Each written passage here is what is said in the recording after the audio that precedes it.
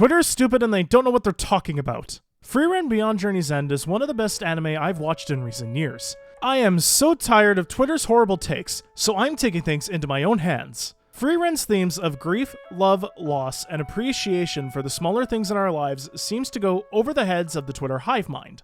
I also nerd out over the magic duels in the anime, but I'll tackle that after the more important pieces of the story. This is going to be a heavier video, so brace yourselves as we dive into the narrative.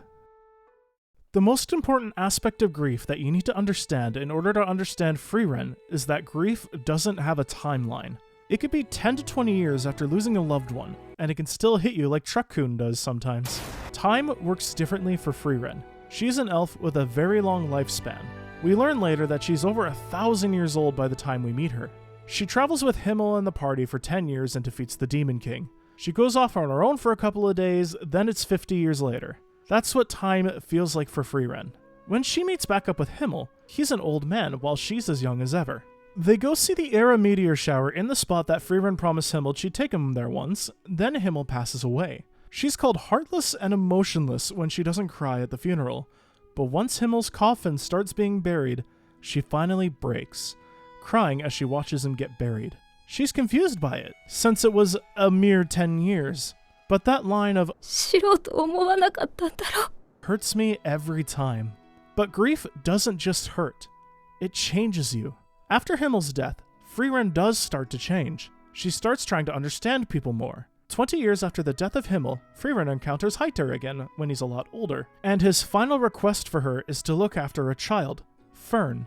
But when Heiter is on his deathbed, Frieren understands grief a little better now, telling Heiter to give Fern a proper farewell and to make as many memories with her as he can, something she never got the chance to do with Himmel. She cries again. She's about to lose another treasured member of her life. I think that's why she does her best to look after Fern. She absolutely sees Fern as a daughter at the very least. She doesn't want to make the same mistake with her as she did with Himmel. She learns to start appreciating the smaller things in life as they journey to what is essentially heaven.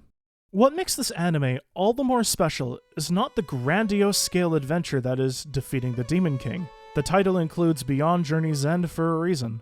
No, what makes this series so powerful and so special is not the magic duels, although those are very cool, I'll talk about that later. It's not about saving the world. It's about polishing a statue and making a field of blue moonweed flowers. It's about teaching someone new magic spells and techniques. It's about the road, not the destination. Frieren begins to treasure her time with Fern and Stark later on as the series goes on. She begins to treasure the small things. Fern's reactions, Stark's awkwardness, even the taste of someone else's cooking. The world didn't change.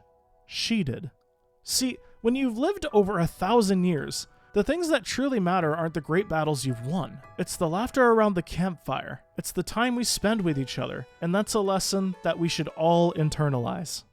Oh, man, that was really heavy. Let's move on to something lighter, because frankly, the magic system in this anime is probably my favorite in anything I've seen. The idea that spells are a huge part just visualization is very cool, because you still need grimoires to visualize the spell properly, but theoretically, anyone can learn magic if they can picture things in their head. Tactics like suppressing your mana to trick demons into thinking you're weaker than you actually are is very clever, and using that tactic to beat Aura halfway through the season was a huge highlight for me, along with Frieren dueling her own clone. That duel shows the true extent of what magic can be in that universe, and it really shows off the legend of Frieren the Slayer is as scary as they say. Even if this elf is the equivalent to an awkward librarian, Frieren did help defeat the Demon King after all, so she must be crazy powerful. When Denkin's party find the Frieren clone before anyone else and he's asked if they can deal with it, his line of is all you need to know about the legend of Frieren. The kind of legend that allows Frieren to defeat Aura the Demon without even casting a spell. And if I'm being honest, Twitter's take on the demons in the series is the worst take I've ever read. I've seen a post go viral saying that the demons are misunderstood, and Frieren is just a racist and a bigot. No! The anime very clearly states that demons manipulate humans by playing on their emotions. A child calling out to their father is really a demon that wants to kill the town and eat your hearts or whatever goal they may have. They have no concept of empathy or love or any form of emotion like that. The demons in Frieren aren't tragic villains. They're gaslighters with magic missiles. Saying they're misunderstood is like saying a mimic is just a misunderstood chair. Frieren Beyond Journey's End is easily one of my all-time favorite anime.